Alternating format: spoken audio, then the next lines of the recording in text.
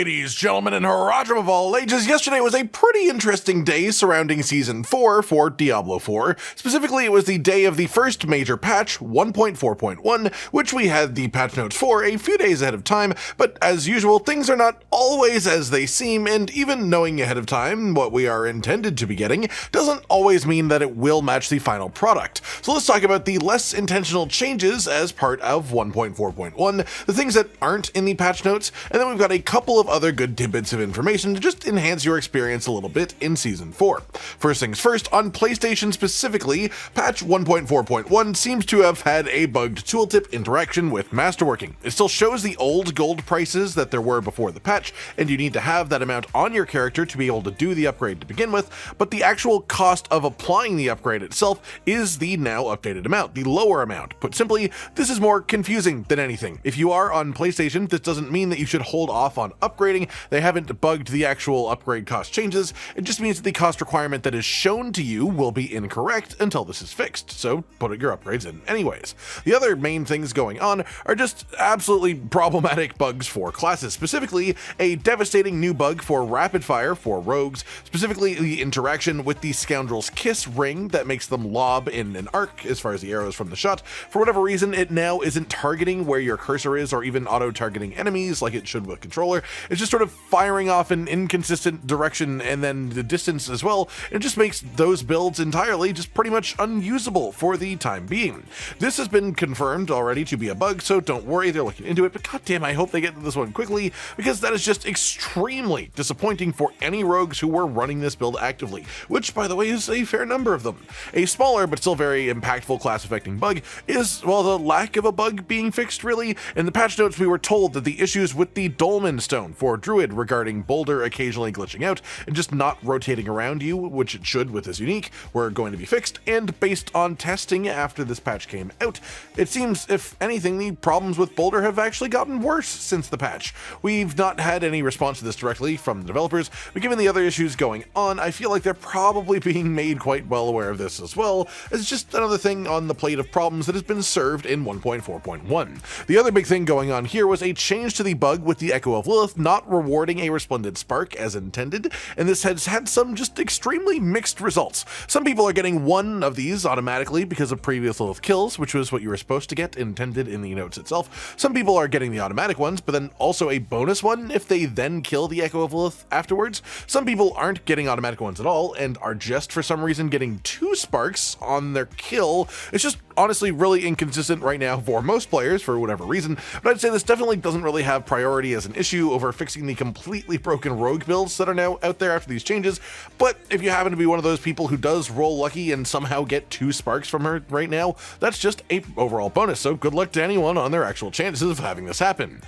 Honestly, on the whole, the idea of this patch was good, but it didn't do a whole lot to fix our main problems, and the bugs that it introduced with this patch as well have actually created nearly as much confusion and problems and issues compared to what we had before the patch was actually applied. There's not much more to say about it right now, other than we know the developers are just looking into it right now, they're looking on fixing it, but it just seems likely to me that it won't be solvable within something like a hotfix, which means we'll have to have a full client patch, which just is not something that can be applied very quickly in comparison. We may be stuck like this for a number of days, honestly, and that sucks for anyone that's affected. Moving on from that, then, we do have some brighter news to share a little bit, and the first one is a little tidbit, a little trick for anyone who has done masterworking, pretty much, which is if you move on from a piece of gear that you have already done masterworking for, you should always salvage it instead of selling it. Anything above masterworking upgrade 1 will give you back at least a portion of the Obdicite, Ingolith, or Neath Iron that you invested into it, with the amount that you actually get refunded, scaling upwards with the number of upgrades that you've put into it. Point being, if you have done some masterworking on a piece of equipment, but you've found a better piece afterwards and you're replacing it, you should always salvage the masterwork piece, never sell it, and you'll at least get some of the materials that you put into it coming right back. Then finally for the day, there's been a lot of discussion about how unusual the tempering system is and how the actual RNG feels a little bit off. I've always been of the opinion that, like, with enchanting, there's just some different things going on, some different weights for different affixes, something like that, and a player by the name of Stry actually decided to run full tempering rerolls on the same manual on 50 different items, so 300 different rolls in a row, just to see what the various results would be plugged into a spreadsheet. There's a lot of numbers here, a lot of actual findings, but the real big takeaways here that are useful for the average player are that there doesn't seem to be any sort of specific increased or decreased chance of getting the same affix rolled multiple times in a row in any situation. They just have the roll chance that they have, and anything outside of that is likely just a coincidence, or a further indicator of the real main takeaway, which is that different affixes do seem to just have different likelihoods to appear when rolling tempers.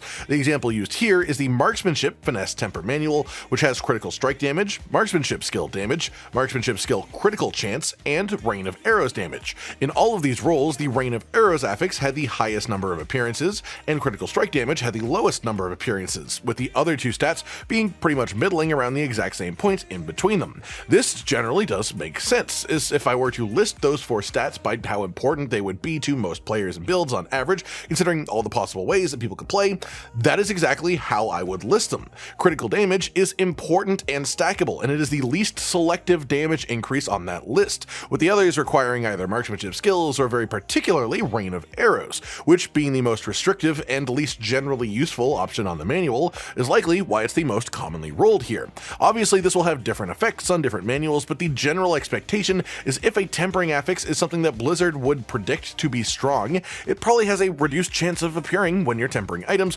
which would explain why if you're using classically strong builds, you might be finding yourself bricking items a lot more than some other people. So the main takeaways really are salvage masterworked items, and be aware that the stronger an affix could be, the harder it will likely be for you to actually roll tempered onto your gear. And that's why you might have bricked multiple items in a row when looking for an obviously powerful stat on a high enough roll. That's pretty much it for today then, everyone. Just a roundup over the either undocumented changes or the poorly implemented ones from the patch yesterday to be aware of, and then just a couple of other tips to make your time a little bit easier in the coming days and weeks of Season 4. Like if you liked the video, subscribe to the notification bell for more, and most importantly, ladies and gentlemen, until next time, stay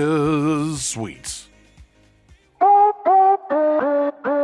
Josh, Cotton, and Hollow with the videos, dropping the humor like a hammer on your tippy toes, bringing entertainment on a daily arrangement to take our insanity and turn it into entertainment. Yes, I said entertainment twice, to reiterate that it is nice to look into your faces on a mostly daily basis when you let us in your homes to make the whole world a stage. Goodbye.